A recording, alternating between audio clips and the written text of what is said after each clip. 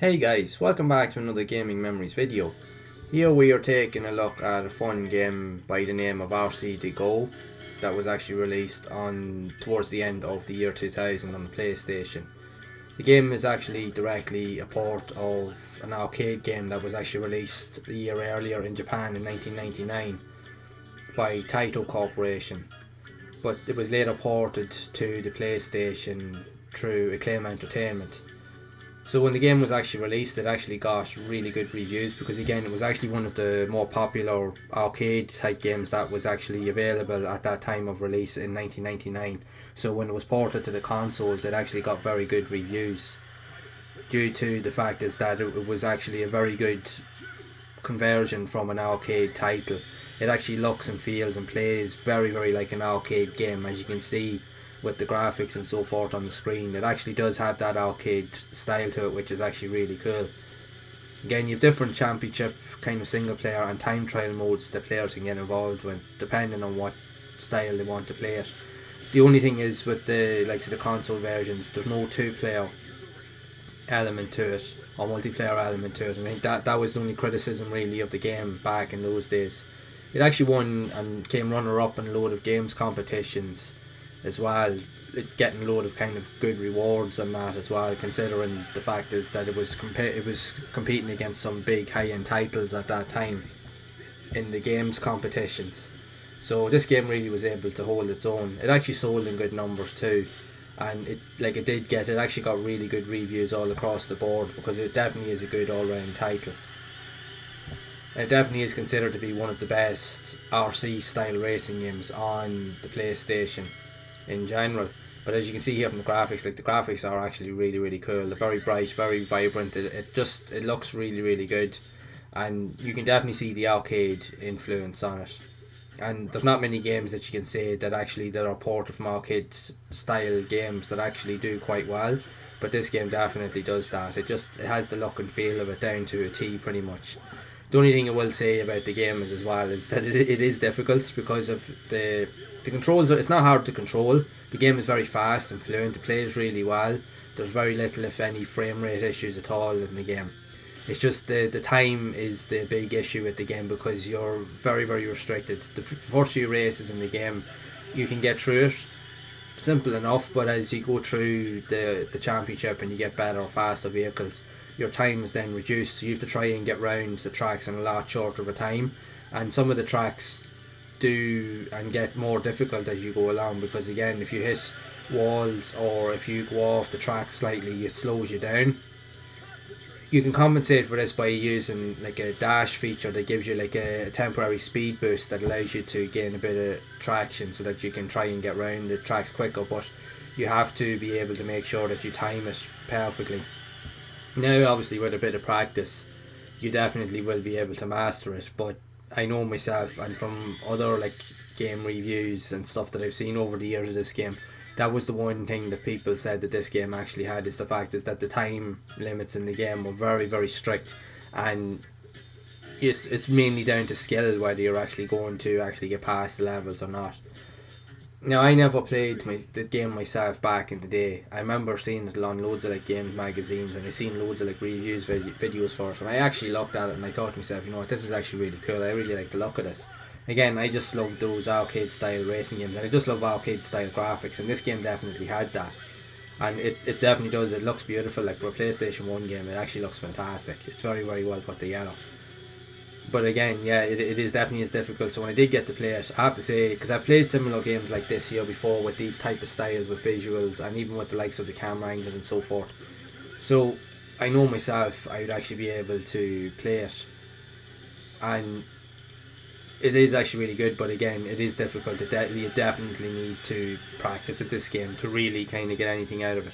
Like I mentioned, I had no problem getting through the first couple of races, but then when I got to like say around this point here, when you're driving the more high end kind of RC cars that are similar to the likes of modern kind of Japanese style classics, which we all know and love, the likes of Nissan Skyline, the Mitsubishi Lancer, Evo 4, Mazda RX-7, the Honda Civic, the EK9, Civic Type R, and all those type of awesome cars. They actually have them, but in RC kind of like miniature kind of scaled down versions of them, which is really cool. And it definitely holds up its own in terms of the aesthetics. But again, when you get to that point in the game where you start to unlock those cars and to be able to use them, and you will get to that point very, very quickly in the game, but this is when it actually presents a really decent challenge to you, or if not difficult challenge, because it gets very, very frantic very, very quickly. But it's not to take away that this game is bad at all. It's actually not. It's tough, but it's actually a fantastic game. And if you're into arcade style games, I really do recommend that you actually give this a go. Again, if you want something that's a bit challenging, that's really going to test your nerve, not to say that you get annoyed with it and you let it get the better of you, but definitely go and play it and have a bit of fun. Again, now, as I'm playing it here, because I'm trying to go through the track here, trying to get round in the fastest time, so my timing is all off and I'm using the speed boosts and so forth. But it's like that's just the way the game is. Everything has to be down to perfection, because in order to really get ahead in terms of getting to the end before the time runs out, you really have to be aware of the turns and the courses. Everything has to be done. You have to time your button presses, you have to time your turn ins on the corner, when to brake, when to slow down, when to speed up, when to use the boost. But again, you get used to it the more you actually play it, and the fact is that there's different game modes available actually adds to it. Plus as well, you can play in different championships using different style of cars. Like there what I started with, likes of like proper like sports cars or coupes and stuff. But then later on, if you want, you can go in and use off-road style cars, which you can use like jeeps and buggies and so forth, which eventually will go into like rally cars as well. So that's a really cool feature. So it definitely gives a lot of variety in terms of the vehicles that are on offer in the game. It just is really a cool game, just plain and simple. I just love the graphical style in it, so I do. So here you can see like I'm kind of like racing like in kind of like a monster truck style kind of car, and again it's even faster from playing the other style of cars in the previous mode. I found that the monster trucks were a bit fiddlier to kind of use. I think it's because they're bigger and they're bulkier and they're a lot high up, whereas the other cars are very low centre of gravity to the ground. So it took a little bit of getting used to, but you don't be long getting through these races again, because again you're starting off at the beginner level and the difficulty increases as you go through the game. So when you unlock faster cars and different kind of game modes and that, you will see a significant increase in terms of the difficulty, and just with the likes of it, the time and stuff again, to try and get through the tracks and win the championships and so forth. But there's plenty here to actually have a bit of fun. The only thing is lacking, like I said, is the lack of a multiplayer mode, because this game would be really fun if you were able to play it like a multiplayer with your friends and so forth. But even at that, even just to play it as it is on its own, it's a blast, and you will have a good laugh with it. You can still play it with your friends, just take turns doing the races and so forth, see how far you can get. That's what I found with a lot of games back in the day. Games that you didn't have access to multiplayer, you'd still have really good fun playing with your mates, because they'd be sitting watching what you're doing, waiting for you to mess up, and then they would have a go. You do the same with them, you were playing it again, and you go back and forth to see who could get the best times and who can unlock the most stuff and so forth. So you can still get as much fun out of it. It all depends on what you really want to make out of it at the end of the day. But just know that this game, it is challenging. It definitely will test your nerve, but if you stick with it, this here is actually a really, really fun title, and it's actually really a hidden gem, in my opinion, on the PlayStation. It looks great, fantastic graphics, great gameplay, handling physics. It is actually a really nice package in terms of everything that it actually offers.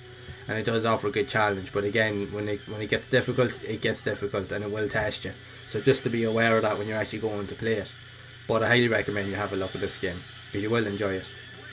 So I'd love to know your thoughts on this game. Have you actually played it back in the day? And if so, what are your experiences with it? Did you enjoy it? Or maybe not so much? Be sure to share them down in the comments below. So if you have enjoyed this video, make sure to leave a like.